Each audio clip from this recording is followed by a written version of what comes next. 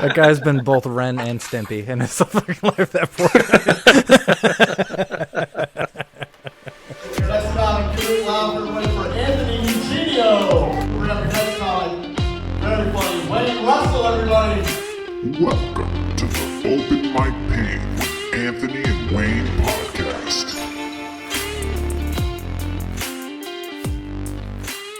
Why, hello, everybody. Yeah, welcome to an Open Mic Pain with Anthony and Wayne and a special guest motherfucking edition. We're so excited because we went 2 weeks without guests, and you guys were like, well, I'm done with this podcast forever. So we got to get the views up. So we got to bring on a guest, and we're here with somebody that you've heard me talk about for like 18 straight episodes. I tell everybody that he's better than you, and it's true. Give it up for the host of the Comedy Mill, Nate Curran. What's up, buddy? Yeah, let's go, baby. You talk about us a lot, dude. I love you guys. I appreciate it so much. I unhealthily love you. That's where we're at. Yeah. We'll work towards it being healthy. My favorite was talking about you hoping one of us dies. Yeah, totally. You're like, please, fingers crossed, someone die on that crew so I can be a part of it. Yeah, I think it's okay to say that because I don't care which one of you dies. If I was singling one of you out to die, you know, that would be a little bit more personal and upset. But I'm just saying it'd be sweet if any three, one of two or three, bring Wayne in. When Vegas dropped the odds on who was going to die first, Paul was the immediate favorite. He was like a minus 750. But lately, it's actually moved a little bit. The line has kind of shifted, and I think Buzz is closer to the top now. Definitely, that's what I would put my money. Dark horse, like a minus 500. I don't know how I'm last. I'm fucking an Irish alcoholic. I don't know how. Well, you have a slight homeless tinge to you, and the homeless tend to live a long time, like armadillos. Way longer than they should. Exactly. It's unbelievable. And I'd be remiss if I didn't announce my co-host of the podcast, somebody who, it's tough because you run the Comedy Mill and you guys do Mill comedy there, and the only thing that my co-host mills is disappointment to his wife. How you doing, Wayne? I'm doing good. I was doing bad already. That increased that. I was looking at you two. You both have luscious hair and you can grow beards, and I can do neither of those things. It's true. And then you insult me, so I'm kind of.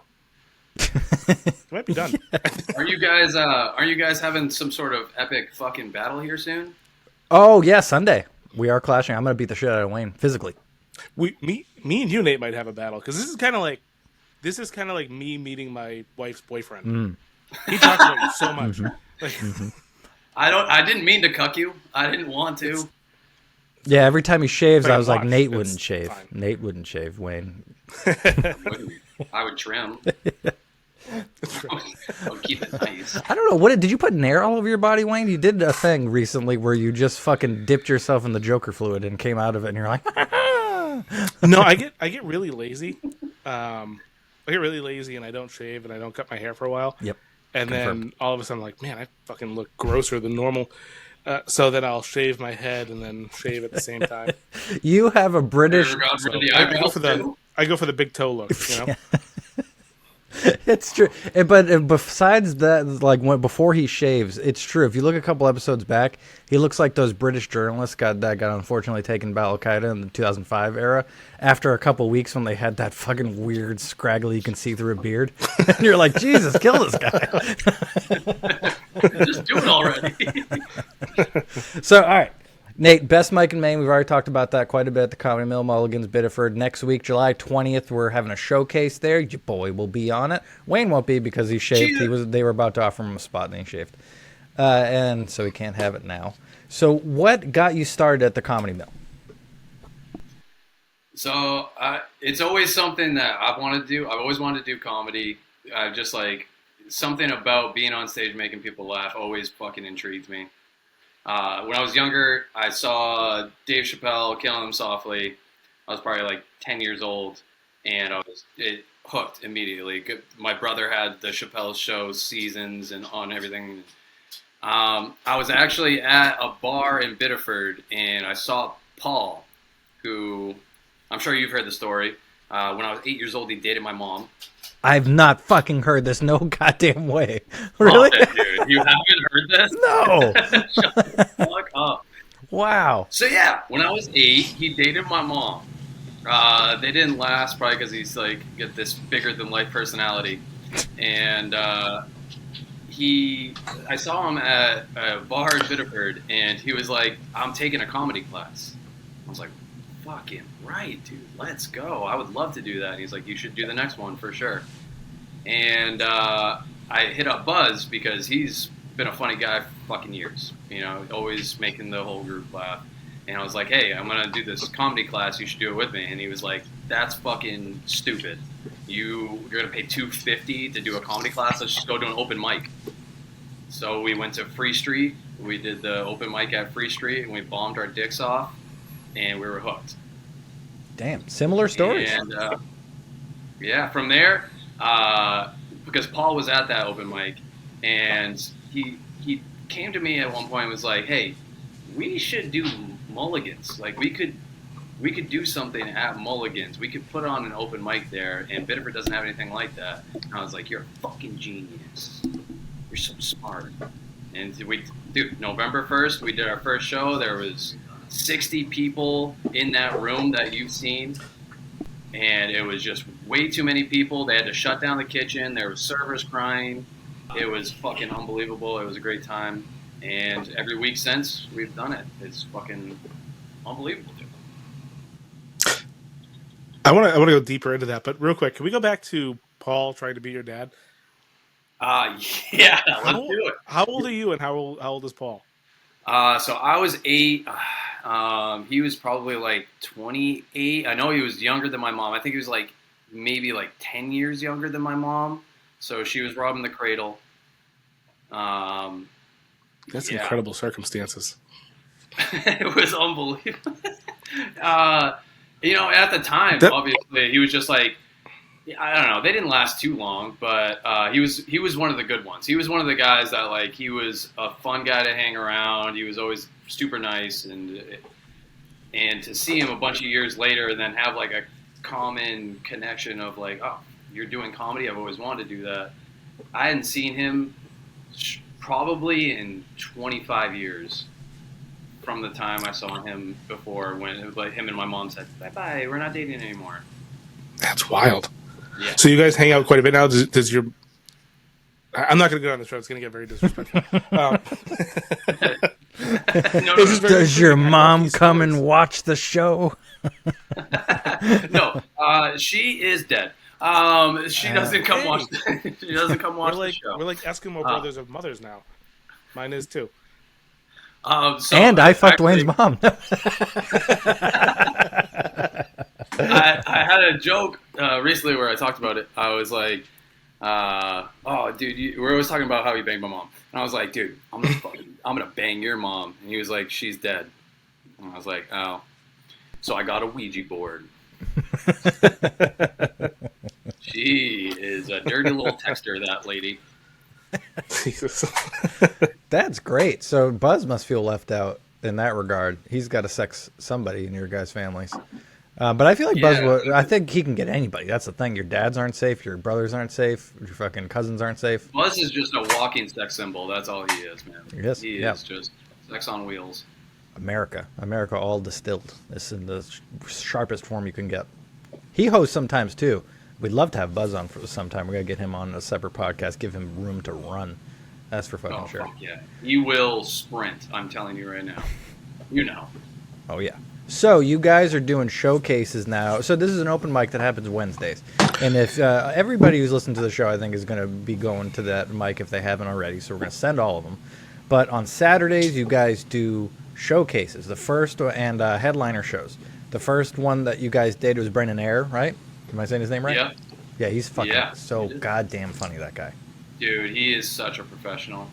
It was a pleasure to see him work the crowd, do his material, do new material too. He was like, "Yeah, this is new," and it fucking murdered. And to deal with, Biddeford's pretty raucous. They're a crowd that will get into it and start talking, but he fucking dealt with that amazing, dude. He's just an ultimate professional.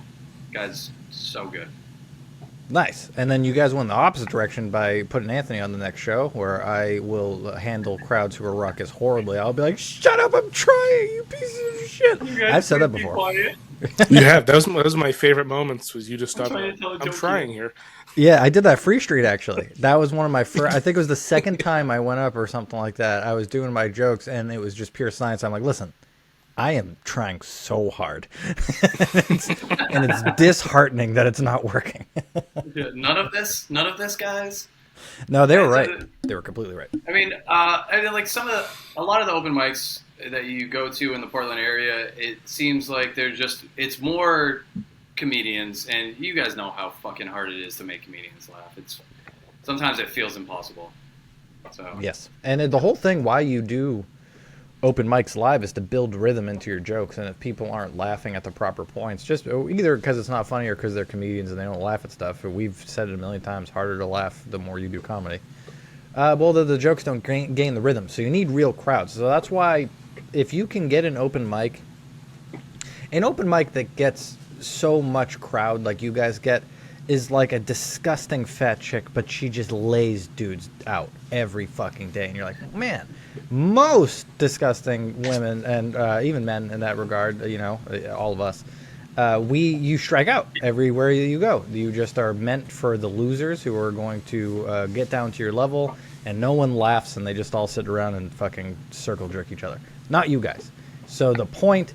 You guys, we got Berlin. You got to cherish these mics that real people go to.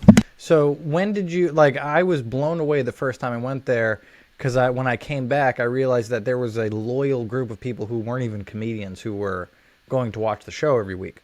Now, were these Mulligan regulars that ended up just seeing the show? Like, I'm coming every week to this, or are these friends of you guys? Like, how do you guys build it? It's kind of a combination. We have a couple friends that will come. Like I got a buddy, Nate Curran, that comes every single week, dude. He is dedicated to seeing us improve, grow, fucking laugh. And then we went out the first few weeks, and Buzz, dude. Buzz can talk to anybody in the world. And he just goes and barks at the bar guests, and it's just like, "Hey, free comedy show! Fucking check out this chest hair I have. Come check us out." Yeah, he's like, "Let me get real close to you when I fucking tell you to come on the show." Let me grab your shirt and tell you something.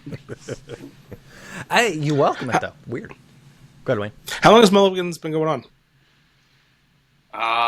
Mulligan's the establishment or our mic? The mic.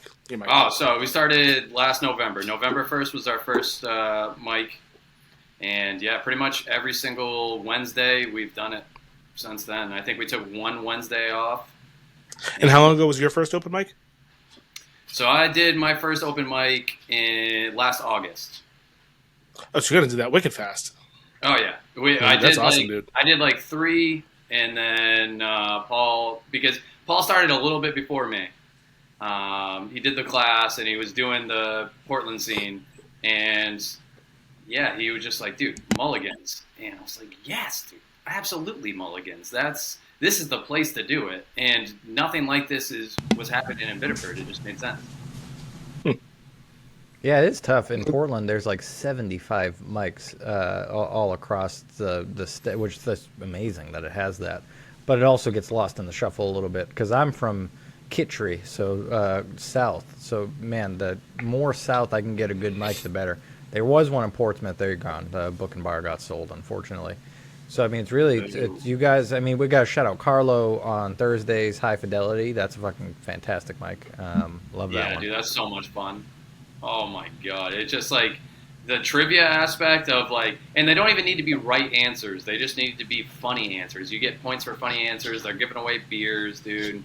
Carlo is one of the homies that's been there from the start, and he's just such a fucking good dude. He's a good comic, and he loves the community. He loves the fucking comedy crowds. He loves everything about it. So, dude, he's good shit.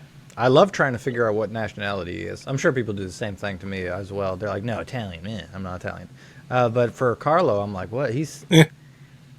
I'm not fucking Italian, Wayne, you piece of shit. No, I'm sorry, Wayne. You can call me Italian. It's okay, dude. I introduced him as the most Italian name of all time. I asked him 3 times. I love it. I'm hosting. I go, how do you say your last name? He's like, Eugenio. I'm like, all right, cool. How do you say it again? He's like, Eugenio. And I went up on stage and I was like, someone said something about Italian people, and I was like, speaking of Italians, how about Anthony Giuliani? Oh, it was so bad. Yep, and I love that. I like being defeated before I start, and that's the best way to start your set is to dig out of a giant hole. So thanks for that, Nate. That was exactly what I needed. I got your back. I knew you needed that. Yeah, so when you guys decided that you were going to do showcases there, did you think about any other venues, or was your heart always in that Irish Bar of Mulligan's? Yeah. I mean, dude, since I turned 21, I've been going to Mulligan's. Same with Paul. Same with Buzz. Like we've had so many nights we don't remember there that we just figured that upstairs is perfect, and they just got their license to do shows up there, pretty much because of us. It feels like. So we were just like, we have to stay here. It makes sense. They got a room for us for our open mic, so you can fit fucking 50 people comfortably. Well, maybe not comfortably, but it can fit like at least 50 people.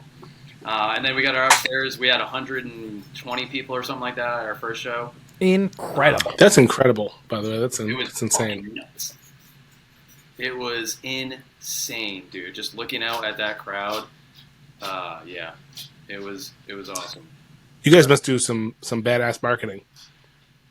Yeah, for this one, I kind of dropped the ball.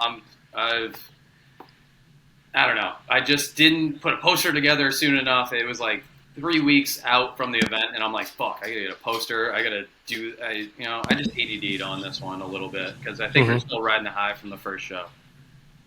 Yes, I think it's easy to get complacent. It's true, and I'm quite honored to be a sophomore slump. I mean, that's kind of who I am. I'm excited to be. That's why we got you, man. We were like, this guy's not first show material. Yeah, exactly. But he's definitely showcase material. Yeah, everybody knows that Green Day's best album is the second one that no one knows the name of. That's for fucking sure. It's not Dookie. God damn it. Wayne, Yes, sir. you haven't fucking been there. What the fuck? Yeah, I know. You know, that's a hike for me, man. That's How far? So I'm in Pepperell, Mass. So I'm Oh. 15 minutes to a highway, and then I have to go south 15 minutes to get on 495 north. So let's put it this way: to Anthony's house, it's damn an it. hour and 40 minutes. Jesus Christ. An You're hour? not an So hour, you'd be 40 minutes probably to my an house. Hour and I think it probably is. like 2 hours and 10 minutes. No, It's at least there's an no hour chance. 20. You are having a stroke on your brain right now. To my Oh, house, right you're now. saying an hour 20? I'm pretty You said positive. hour 40, first of all. So now I thought it was an hour 40. Now you're taking 20% off your time already in your second guess. Let's see if we can Pull get up the map. 20% more down. Pull up Mulligan's on your maps right now, dude. If it's under 2 hours, Well, it's an hour 10. Hour and a Hour half. 10. Hour 10. Hour 10 to Anthony's house. He was off by half an hour. And that's the exact time to Mulligan's. So you're about an hour and a half from Mulligan's, which is a drive. It's Yeah, true. that's all. Hour and 40 minutes to Mulligan's. But on a Wednesday, Yeah. I don't get to my house until 6. So I would have to grab my kid, drop him off, and then just abandon my family on a Wednesday. You should. Hey, I'm not saying I wouldn't. All I keep hearing are excuses. Excuses coming out of a very, very shiny man right now. And I don't like it. God Yeah. damn it. Hey, listen, Anthony talks about it so much. I do make him feel bad every Wednesday because this is the thing. We also, the worst thing that could ever happen to a fellow comedian is you do a shitty room and your friend does a really good room. And the whole time he's like, sorry, you're doing something terrible. I'm doing something great. And I make sure to tell Wayne that every time. A lot of the time he might not be in a bad room. He might just be with his family, but it's the same reaction that you get. Yeah, that's a bad room. That's That's the same reaction as tough Bunny on room. stage. Exactly. No one thinks you're funny in that room. You're like, fuck, dude, these jokes are fucking bombing. No, we're going to get him. I'm going to drug him and bring him up there. I do bring friend of the show, huge piece of shit, Justin George. That's for sure, all the time. Oh, yeah. So He's good people. He's good people. He is, Well, exactly. for me, I don't know him that well, so obviously he's a piece of shit to you. He's a huge piece of shit. Well, we like to say, we'll say it to you too. This is my new moniker. If you're a friend of the show, you're a huge piece of shit, and that's how we're gonna name people, right, Wayne? Yeah, I like that. Good. I think that's a staple.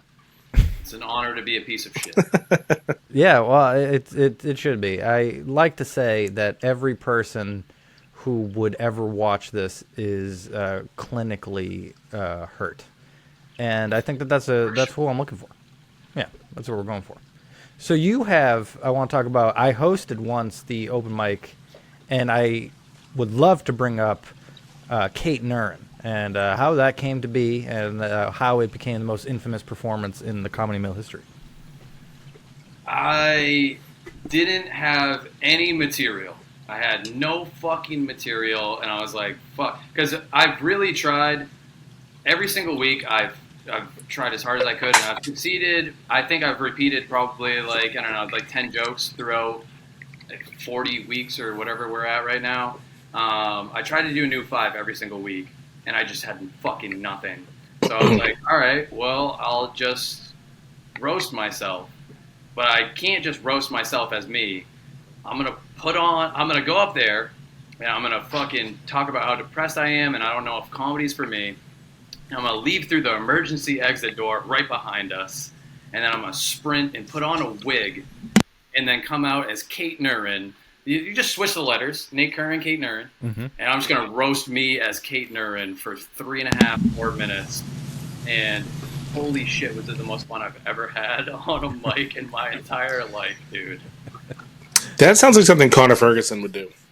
Yeah, I don't know if you saw the episode with Connor Ferguson, but Connor, he's a local comic down here. I think he's from Lowell, but he does like characters like that. Like he did a set as Steve from Blue's Clues one time.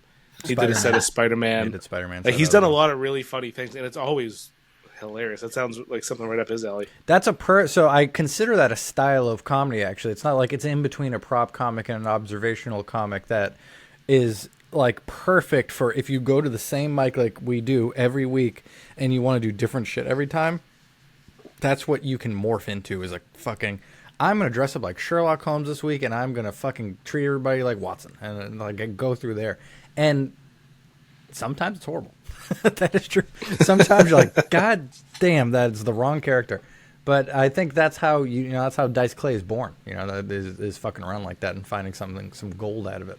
So Kate Nurin, definitely gold, hit it out of the park right away for that fucking one. Gotta say, as a host, when someone's like, hey, can you reverse my name and pretend that I'm a woman? I'm like, I'm so high right now, sure. And you roasted the absolute fuck out of me in between as I was doing the costume change. People must have been like, Jesus, the guy's going through a mental break, dude. Why are you giving it to him? I know. I said it looked like there was a hipster and a homeless man fighting for control over your body. Like you had the beard of a homeless guy, but you had the jeans of a hipster. I didn't hear any of the roast, but I knew you were fucking going in. I could tell by the smirk on your face. You're like, I'm fucking killing this guy. Yeah, I said it looks like. What did I say? I said it looks like you eat farm to table rats. Like.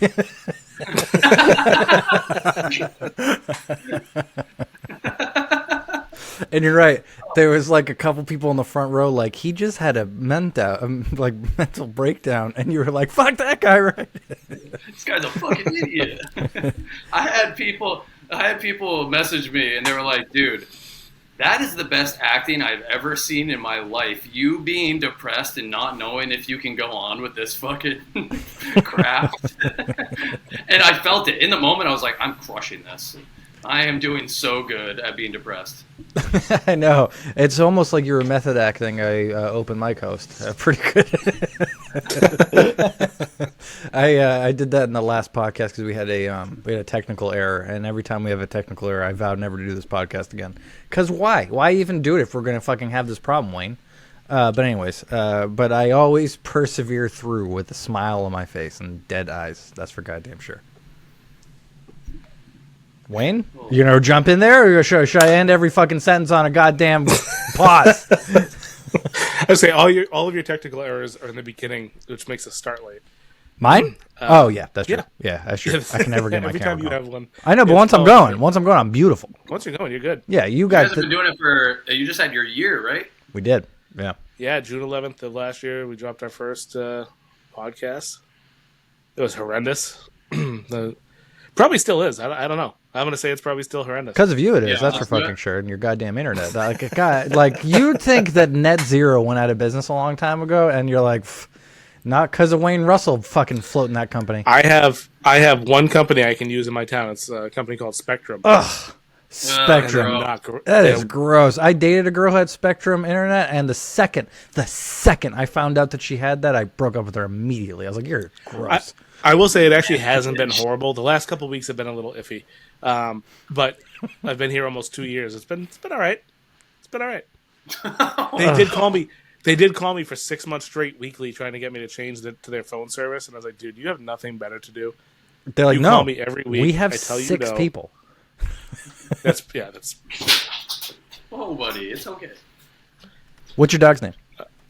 Miller. Come on. I know. Got 2 Alkies on the podcast now, fucking naming their dogs after.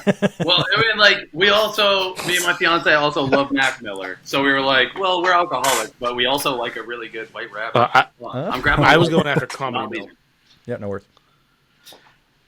Yeah, I was going more after the Comedy Miller. I thought, is that connected? Oh, that's a good way Mac to. Miller. Yeah, that makes sense. I would have thought your fucking your lips would be salivating for beer since you're a alcoholic. You're not an alcoholic. I just like to. Okay, the Comedy Miller. Yeah, no, Yeah. he's 5, so he was like way before I even like thought I would ever do this. Nate. Oh, go ahead, man. Go ahead, Anthony. Well, I was just going to shit anymore. So it feels kind of sad now that we're being polite to each other for me to be like, thank you, Wayne. You're a cunt. Thank you. Nate, do you do other open mics besides your own, or is that pretty much your home base? You do that and just.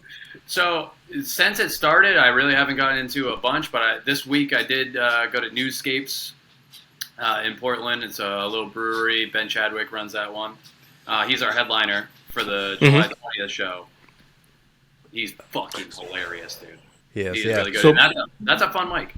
That is a fun ass mic. They have so there's a room with the bar, and then there's a room where they do the comedy, and there's a TV in the bar room that has a live stream of the comedians. Oh, no kidding. That's pretty cool. Really fucking cool.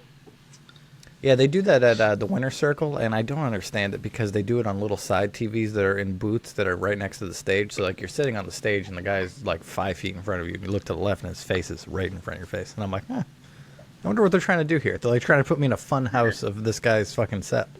And it's real awkward when you're bombing. So I had a follow-up question to that. Yeah.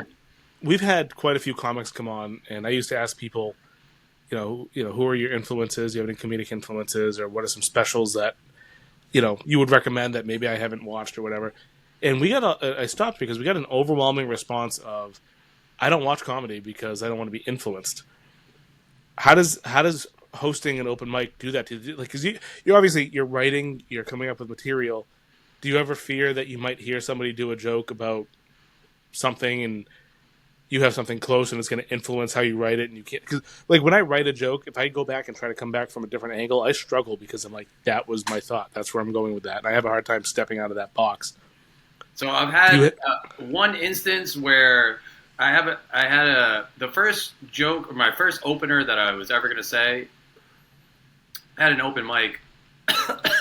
Sorry, weed. So many beautiful people in the world, and not one of them showed up tonight, was like how I was going to open the set. And I watched Mark Norman's special, I think last year, or maybe like 7 months ago. And me and Steph, my fiance, are watching it, and he said a joke that was like pretty much the same exact thing. And we both looked at each other. We were like, oh no, oh fuck, that one hurt. But like also, it's like, oh well, he put that in his special. It's a throwaway joke, but like we kind of had like similar ideas. Isn't that a great feeling? Yeah, that's a great feeling. I did a joke on stage. That's actually happened to me a few times, but usually I catch it before I try it. But I did a joke once about how I feel comfortable traveling the Middle East because I would never be part of a beheading video because there's nothing to hold on to. And while I was doing it, Anthony, I didn't hear him, but he told me he yelled Louis at me because Louis has that joke much better than the way I wrote it. I yelled at an open mic. I was like, Louis! I was sad because Louis really probably did that way better, yeah. Yeah. Dude, he's in my goats. He is absolutely in my fucking goats, man. He has made me laugh. I've watched every single one of his specials, and I haven't stopped. Like you were talking about, like not watching comedy. I don't care to not watch comedy. Like I love comedy. That's why I'm doing this, because I love it. Like even at open mics, they're like, I'm not a hard laugh. I love what people are doing. I laugh at a lot of fucking shit. But I will never stop watching comedians, because one, I'm less than a year in. I'm not good. I need to study. I film on what works and what doesn't. I'd say specials that have really fucking captured me. I watched Andrew Schultz's Infamous special probably like 3 or 4 times with 3 or 4 different people, just because I thought that was so fucking good. Like I said, Chappelle, his Killing 'Em Softly was what I grew up on. That was I almost could do that one front to fucking back because it's so fucking good. Did you get swept up in Dane Cook? We feel like we're the same age bracket where I'm supposed to be on camera right now. Sorry, everybody. The Dane Cook era where he did that special where everybody's cousins watched it all together on couches and fucking laughed their dick off. Yes, absolutely. Watched. Pretty much like what was it, like 2004, 2005, like ish is when he was really dropping them. Yeah. I watched. Let's do this all on the of those. cashew. I loved it. I was fucking 14 years old. I fucking absolutely ate that shit. Yeah.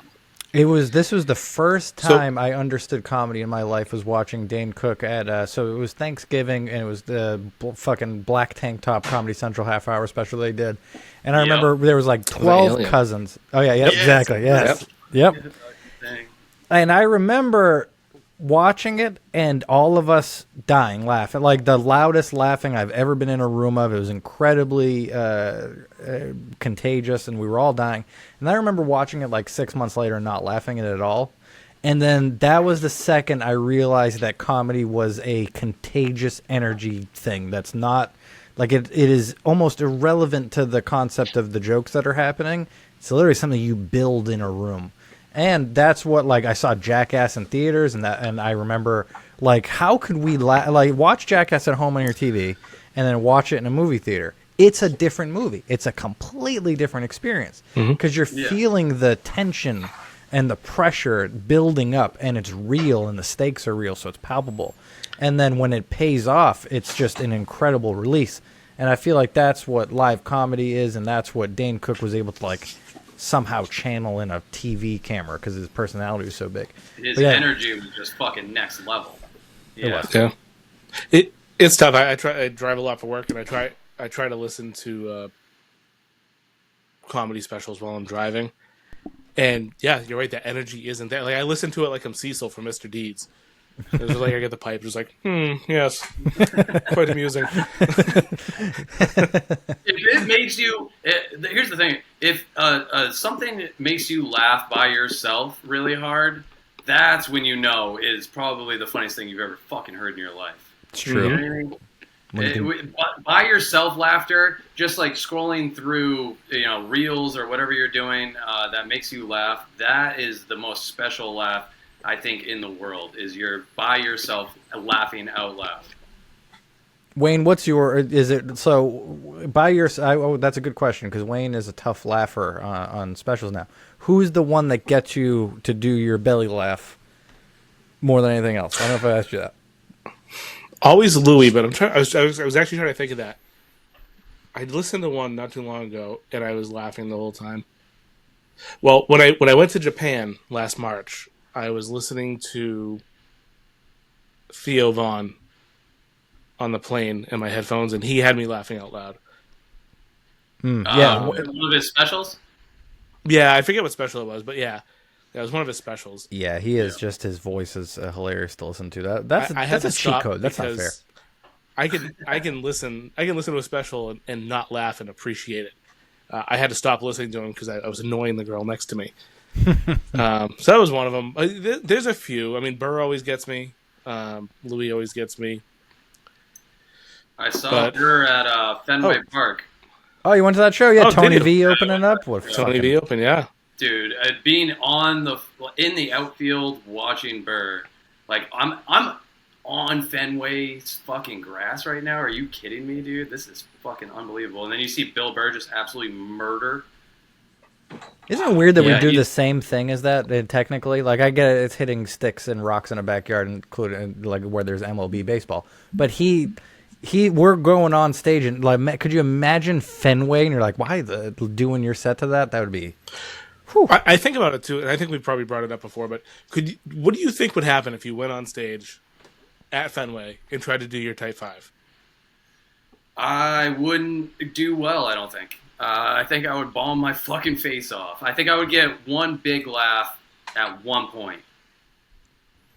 I really don't. I don't think I'm equipped for that right now. Yeah, I think we would all have a hard time with it, and I think that our jokes would all be good for it. I just think we would step on the laughs because to do that, you have to allow the laughs to go from the back of the stadium and work their way up to the front before you start the next joke, because that's the order of operations and the thing like that, and that's a couple seconds. So it's not like your normal bang, bang, bang timing. And I try to be so fast in my timing, I know I'd step all over it.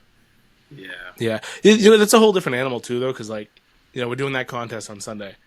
We have to make sure we stay within that 4 to 5.5 minute range, or else we get docked points. So you think about that. So you might step on some laughs just to make sure you hit that time. Yeah, but if you were up there and you didn't have the rules, real quick, so you kind of like shorten up the laugh a little bit.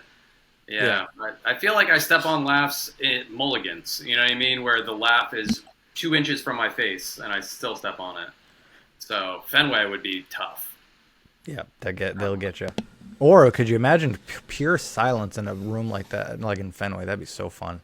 Just to feel it. You know what I mean? Because I bet it feels serotonin and the whatever in your brain that gives you the bad and gives you the good. Euphoria is still in the middle. I'll take it. So, back when I was a junior, what year did they unveil the green monster? Green Monster's been around forever, but they put seats on it when you were probably a junior. Yeah, the seats. The seats were a move. I was either a junior or a senior, but I was in the ROTC in high school, and the year they unveiled the seats, they had us go out there, and they had a big American flag covering it, and I was one of the people that caught the flag and marched it off the stage. Oh, but I was out on Fenway. I think it was Ray Charles did the national anthem, and the energy in that field when he finished, and the vibration from the fucking fans, that feeling was incredible, and I could only imagine what that would feel like if that was coming because of you. They weren't there because of us. I mean, they cheered when we walked on stage because like, oh, look at all the young kids in their uniforms. But but when they finished and everybody was cheering because they're like America. Because it was shortly after 9/11. Yeah, that was probably right when they did the monster seats. Was a little after 9/11, so I think you were right.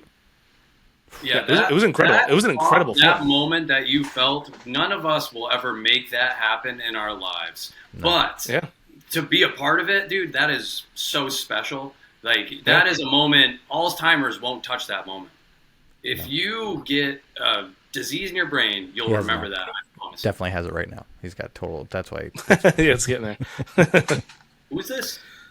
Yeah, exactly. Where am I right now? Huh? I wonder. Dude, that is unreal. Like that, just Ray Charles, national. Yeah. You're on there catching the flag. You know what sucks too? Like I'm a big Ray Charles fan now. Like I love Ray Charles music. Back then, you didn't before who this. Gives a fuck about Ray Charles? Yeah. And it was just a couple short years later. I think Ray came out a couple years after that. Undeniably I watched the good movie. and I was like, damn, that's a good movie. And I was like, those songs are kind of kicking too. And I started listening to his other stuff. I mean, this fucking guy was talented, dude. Yeah, I love some Ray Charles. It's tough because this is he's one of the first movies, Ray, that Jamie Foxx is objectively more talented even than Ray Charles, unfortunately. Right? That's nuts. Yeah. He's like Ray Charles, but he can see. Could you imagine? Like, fucking someone there. I think he didn't, like, he tried not to hang around with Ray Charles before he did that movie because he didn't want to be influenced by old Ray Charles. He studied tapes of young Ray Charles. So when he was preparing for that video of that movie, he was like, "Oh, you want to hang out with Ray Charles all day?" He's like, "Nope." That's fucked up. Could you imagine if when Will Smith was filming Ali, he's like, listen, I'm looking at young Muhammad Ali. I don't want to look at that fucking bag of fucking bones right now. Muhammad comes up to him. He's like,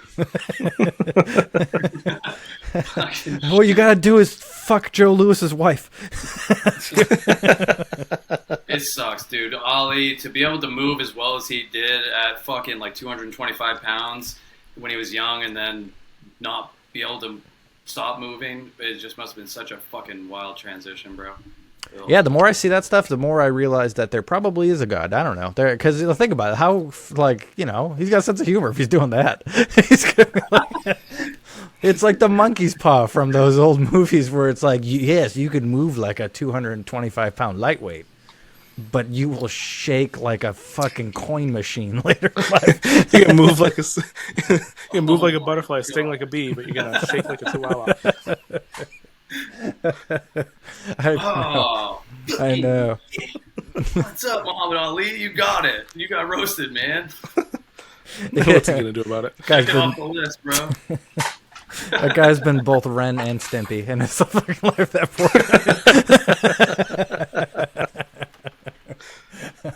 Jesus Christ. These are the tangents. That's what we're here for, everybody. Yeah, that's fucking cool, dude. Okay. So what your favorite special of all time is Killing Me Softly, right? What do you think of Dave's new shit? Do you put it on the same pedestal? Do you think he's lost a bit, or do you think that it Jack doesn't Dave's hit good? the same for me, but I respect what I respect his fucking processes are. Is like everything that he's ever done. I respect the fuck out of, but I put that way above what he's doing now. I put Killing Him Softly way above what he's doing. I feel like there's very few comics that get better over time, if that makes sense. So we talked about it with like Segura losing relatability, and I feel like Dave for me kind of loses like some after relatability. the plateau is what you're saying. Like after you hit that like plateau of like, because obviously if you start, you know, time wise, you're gonna get better as you get older if you're just starting. But then comes that like plateau of like you're at an elite level. Yeah. You're going to be that elite level, and then you're probably going to drop off, just like an athlete. I think, and I see it with the headliners even around here sometimes in certain sets where, like, I think that you get to an elite level, let's say, in your craft, and then the problem is you get comfortable. And what I mean comfortable is, like, if you watch Dave now, he's almost meta, meaning he's talking through you, like he's not putting on the facade of a performance anymore where there's angst behind it, and he's like, here's a joke, here's a joke, here's a joke. He's like, this is a comedy show, you're gonna hear that from me a million times through. I'm gonna break the fourth wall as I'm telling you how I wrote this joke. I'm gonna put the punchline in the beginning. So he's doing a bunch of like meta shit, which is really just he's comfortable on stage, and that's how you get to that, being able to do that, is you're up there thinking on the spot how to do things, and that's how you write that shit. But I don't like that as much. Like, I like a well-crafted joke that I know that he did 300 times before, that he went up there with, and that flows in a nice cadence. It feels like he makes me just be a little more patient than I want to be, because he knows that he is a genius, and he knows that he's a fucking genius. And now he knows, I feel like he knows he can make me be more patient for the laughs and just hear what he has to say. And it doesn't all need to be laughs.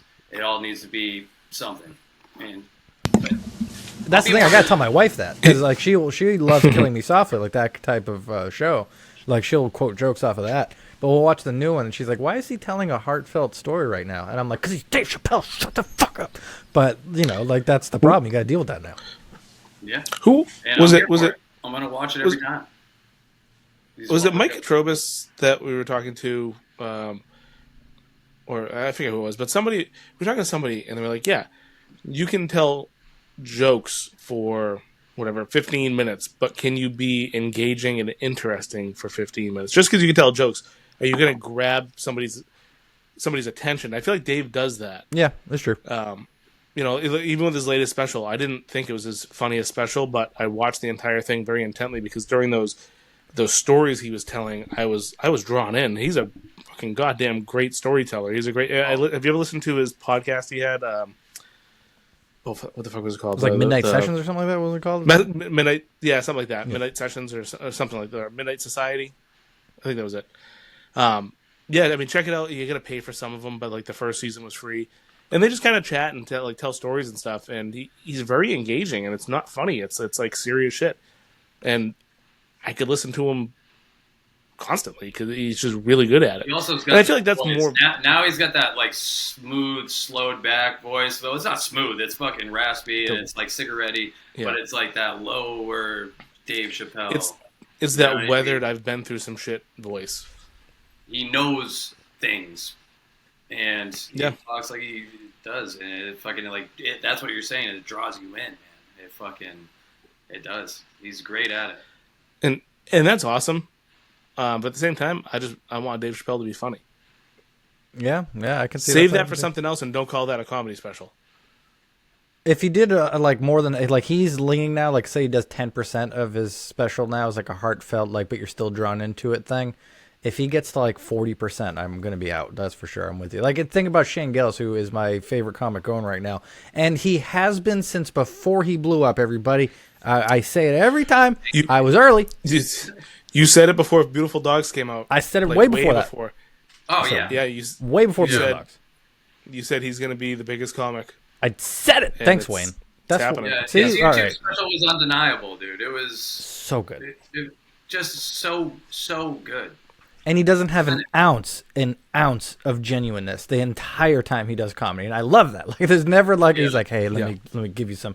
Nope, it's all about Beautiful Dogs. Best joke of all time. Maybe this, dude. I don't fucking know. He's just saying some fucking awful shit, but he's just fucking around. Did you see him on Kill Tony? It's our clip where he like went and got a 6-pack of Bud Light, came and sat down, and Tony was like, "This was whatever the person's name is. This is a trans fucking Asian." Oh, He's like, "No, oh, fuck, dude. Oh fuck, so good." It's so perfect, dude. It's like, oh, what are you gonna say, Shane? He's like, oh shit, dude. My kryptonite. He's the answer, actually, to the one is who makes you laugh in your car alone. It's if you don't laugh at the horrible things that he says, I don't know how you can laugh at anything. That's true. You know, Patrice O'Neal once said. You guys saw him up in Portland, right? You went to that show? Was it Portland? Or Merrill Auditorium? No, Boston. We saw him in Boston. Yeah, we saw him in Boston. I saw him at Merrill. Yeah, he fucking... Yeah, we're in Portland for Burr. Oh, yeah, let's go. I was really disappointed at Burr, actually, which is sacrilege to say. But I was as well. But I think it was more the setup. It's a stadium, and I was sitting 2 miles away, and I was just seeing a little red head go from across the thing. I couldn't connect with them. You know, you got to connect for comedy. Theaters, you can connect. Closer, you're gonna see a little bit of this moving. Yeah, and a theater, you're on top of them if you're in the bad seat, so you're still kind of getting a view of it. It's just really hard to crack you up when you're so far away. I'll say Louis' name one more time. He's the only one that I went to Newark, New Jersey once, and I sat in the back of a theater, and I could barely see him. I remember, I'm so jealous. Oh, it was so good. He shat all over Newark too, which gave me such a boner because it's such a shitty city, and I don't think people know about how bad it is enough. Yeah, they are all right. I've made a lot of city enemies on this podcast, and I'm about to make another one. Yeah, fuck whoever this is. Yeah, the whole state, New Jersey. Holy shit, does the air smell worse there? I've never been to a place, in America at least, where I open my mouth and I can taste how much inferior they were to the states around them. It's just gross, and they're all fucking just disgusting garbage people. And they're right next to Philly, and Philly you'd feel like would take the cake on garbage people. They don't. Newark, 45 minutes later, and you feel like you have gone down into Mexico of white people. Like, just the Never dumbest. been to Philly. Never been to Philly? I actually just met 2 people that moved here from Philly a couple weeks ago at a bar fucking before I came here. Shit. I do like Philly. I like it because they're mean, and so are we. But Jersey makes Philly look like fucking Kennebunkport? It does. Yeah. Right. There's just a lower level of people that come out of New Jersey for the most part. I mean, so this is the thing. You think that, hey, Anthony, you've just been to Newark, and that is the asshole of the world. maybe check out somewhere else. You know what? I went to the sticks in New Jersey. I went to Sayreville. There's cows everywhere in Sayreville. It's like Western Massachusetts. And I got out of the car, and the air smelled like shit again. And I'm like, hey, you pass over the border, even to shitty Connecticut, which is not awesome either. Because but their air at least is air. It's not fucking baby diaper fumes. And then they got Chris Christie is the person who's going to be their fucking flag bearer, who basically looks like you took like a stuffed animal from a machine and you stuffed cow shit into it. And that's exactly what. Yeah, exactly. I would have sex with him, actually, now that you say it. But, for the power. And anyways, I would never be the king of New Jersey. They could take out your back. Yeah, exactly. For the love of the game. I don't know why I'm getting... Wayne, why was I shitting on New Jersey? Help me. Because it's New Jersey. Yeah, is that what I was doing? You don't need another answer for that. That's a great reason. Oh, no. I do. Here's a question, though, that I had. The one time I went to New Jersey, my credit card got stolen. Yeah, the number, see? not the card. The one time. A friend of the podcast, piece of shit, Justin George, also has a New Jersey story of like the only, I don't want to ruin his story, so I'm only going to give you the quick cliff notes, but Justin's a veteran, and he said the most scary he's ever been for his life has been in New Jersey. He's like, he didn't see a gun until he went to New Jersey. So. And how many did he see in New Jersey? All of them. All the ones he's seen 100 guns. Gun there was. Yeah, he said something like, I think he got robbed. I don't know. I'm going to bring him on the podcast to tell a story because it was, we're going to do a whole episode about how shitty of a state that is until I meet somebody that's from there that can hurt me. Then I'm going to love it. Tangent alert. Have you ever been robbed? You look like you've been robbed. I look like I've been robbed? Well, Yeah. I grew up in Lawrence, Massachusetts, so I did get a lot of stuff stolen, but it was, they do it in the dead of the night like raccoons. So not they're very good at stealing in that regard. They empty your trash can while you're sleeping. It's very fucking annoying. How about you? No. Wayne would be dead. I don't need to ask him if he's been robbed. Save us. I don't know why. I was not robbed in person. I know. I totally thought you got robbed by that question. What a question! You're like, oh wait. Like, I got a hell of a question for you guys. I mean, have you ever been blown by 3 mermaids? No, me neither. I'm like, God damn! I thought you had. I thought it was your question. Yeah, that's a dumb thing to bring up, dude. That was like podcasting 101. Bring up something you haven't done before. I should just make it more about things I've done when I ask questions. Like, you guys ever seen Bill Burr at Fenway? My dad got robbed once, and that's probably like he got robbed by. He went to a convenience store, and someone put a knife to his back and was like, "Give me your money." And my dad went back home and got a crowbar and tried to find him all night. And I was like, man, I need that. Like, don't you feel like when you get over 30, you need to get a blood feud where you're going to go out and try to kill somebody? Like, It feels like we have very few in us left, and we need to get at least a couple out. There's only so many times you can kick a dog. Yeah, dude, this guy doesn't fucking learn, dude. He still loves me. I don't get it. He sleeps on my lap every night. I do see that dumb acceptance in his eyes already for you. I know. Oh, he is such a dumb fucking idiot, but he's so beautiful and so loving. So I was going to ask during the Shane Gillis stuff, and then we got sidetracked by crazy things. As I've noticed, Robbed. Yeah, exactly. I've noticed when I host shows, because I've seen so many different comics now, that Patrice O'Neill used to say that the most popular comics of our time have what they call babies. Like Mark Maron had babies, meaning Dave Attell has a bunch of babies, meaning younger comics who just copy the shit out of that person's demeanor, their act, their whole thing. And I feel like I see people all the time who go up on stage now and they hold the microphone like this and they're like the Shane Gillis thing, like, and this happened. No. Yeah. And I'm seeing that all the fucking time. Do you see anybody out there where you're like, man? Yeah, I mean, you're obviously going to see that. It's just one of those things that people are going to pick up on mannerisms of funny people, and it's awkward up there. You know what I mean? Mm-hmm. It's awkward up there, and people, in order to feel comfortable, want to do something, and they know that this has worked. So I give people a little bit of like, hey man, eventually you're going to find your own thing. but also there's only so many things you can do with your fucking hands while you're up there. Yeah.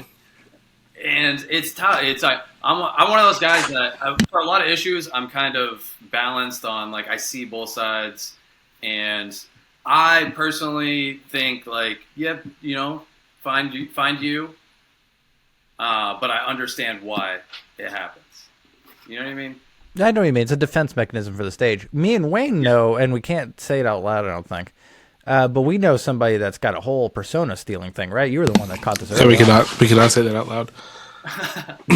But yes, we do know a I'll comic text you guys who later. has. Definitely. Yeah, I mean, I'll tell you who the comic they're stealing. They're No, you can't do that. mimicking. You can't. I'm not doing that now. Oh, yeah, I'm not yeah, doing yeah. that now. yeah. I'll tell you. I was like, Wayne, you fucking idiot. There was a person who, the very first time I saw them, I said, "Hey, that is the same exact mannerisms as blank." And then months later, somebody said, "Hey, have you noticed this guy does the same stuff as blank?" And I was like, "Yeah, I said that to you like 6 months ago." And this is not an open micer, meaning like this is like we're doing shows and we're like, wow, that's a hell of a comedian doing a lot of things. And Wayne, luckily, because it's not a household name, so it's one that you could technically go in there and purposefully it'd only be like imagine Gallagher wasn't popular and you saw someone just fucking crushing tomatoes instead of Watermelons just going in. Yeah, exactly. It's almost exactly that. Like, this is a comic from like 20 years ago when I was watching Premium Blend, and he was one of my favorites back in the day. And he just never really hit it big, but he had a few like good sets on Comedy Central. And somehow this person was like, "That's what I want." Just copy paste, just Control V, dude. And past the way that you're like, oh, it's just like you know, he's got his own little shtick, and it just happens to be similar to that guy's shtick. You know, nope. It's like, yeah, the jokes. He's not stealing jokes. It's just the mannerisms. It's exactly the same. You know what I mean? Yeah, it's the stage presence. 100%. It's weird. It's weird to try to find who the fuck you are on stage, and you just have to try to be as you as humanly possible. And I think those are the people that get through the best. Is like the most you can be is the people that succeed. And then you got some fucking characters, obviously. You got some Casey Rockets up there. Do have some Casey Rockets. Yeah, Nate Cooper is another character who I love. Yeah, dude, he is. What was the name of the character he did last time I was there? Do you remember? Strawman Resner. Strawman Resner. So, I went you know hours. Bobby, right? You know Bobby. Yeah. Bobby literally had a conversation with Strawman Resner. I'm like, yo, Bobby, this is Strawman Resner. Just knowing he's going to know it's Nate Cooper. Bobby's like, hey, man, how are you? He just had a full conversation. I did too. I did fucking too.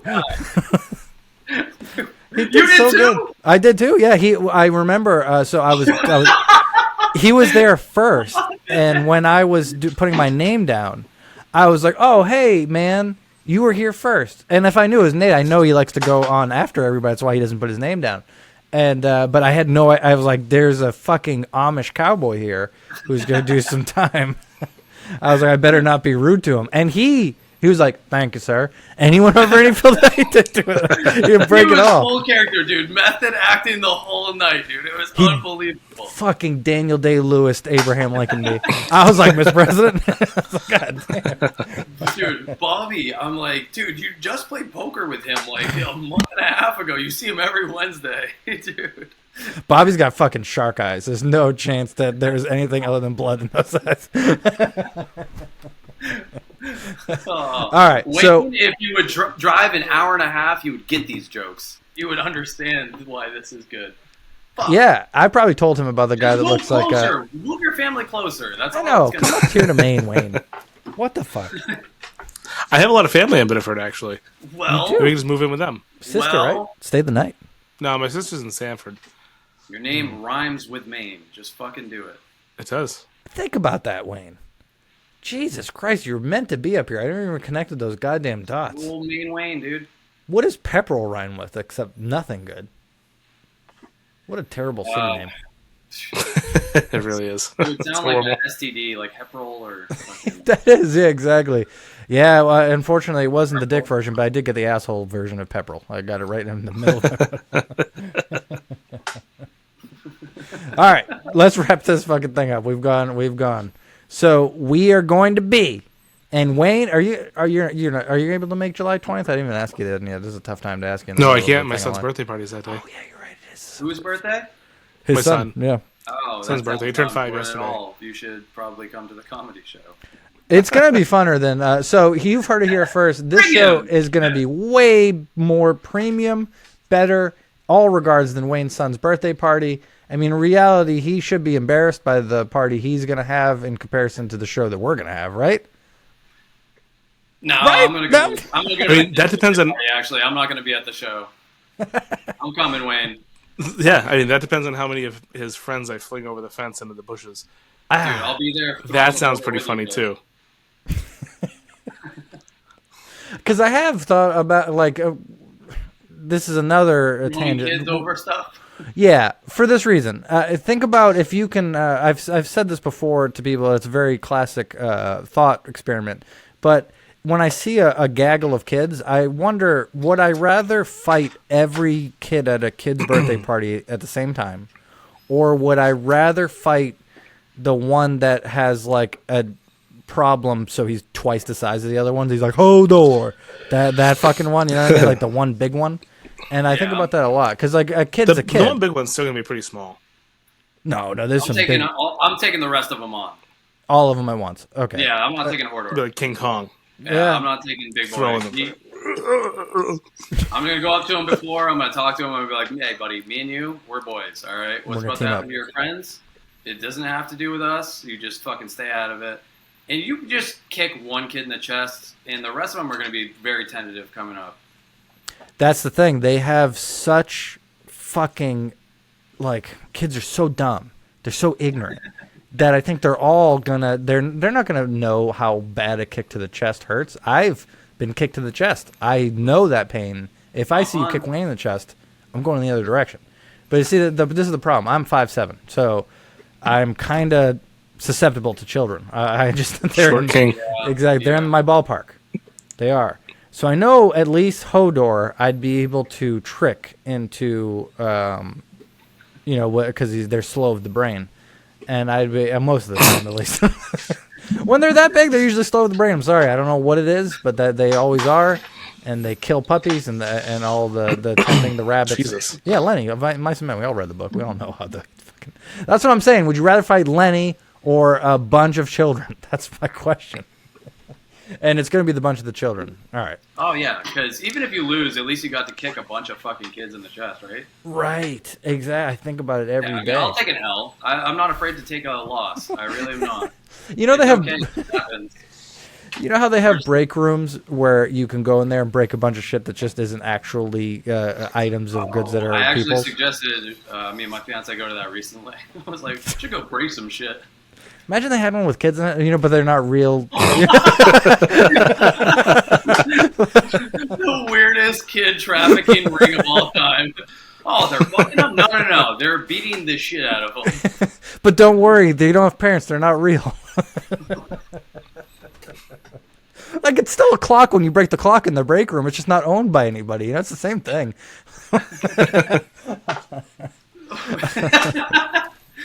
Everybody, go July 20th to Mumpkins. Yeah, it's the same thing. I'm with you, man. This is why I love... If you guys want to know why I love the Comedy Mills, because they will jump on board no matter where I go. If I get death threats, I don't care now because I'm with you. Woo! That's it. You've heard it here first. Not break rooms, break something else. This has been a worthy step in the quest for laughs.